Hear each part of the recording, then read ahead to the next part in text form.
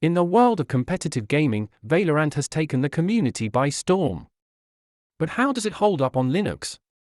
Linux has emerged as a viable gaming platform, showing significant growth and potential for the future. In 2025, the development team pushed for enhanced support for Valorant on Linux, making it more accessible to gamers everywhere. Let's dive into the performance benchmarks, comparing gameplay between Linux and Windows systems. Analyzing frame rates, latency, and input responsiveness reveals some intriguing insights. Hear from Linux gamers sharing their testimonials about their experiences playing Valorant.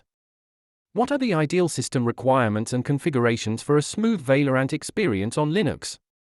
Despite its advancements, Linux still grapples with compatibility issues, especially concerning graphics drivers.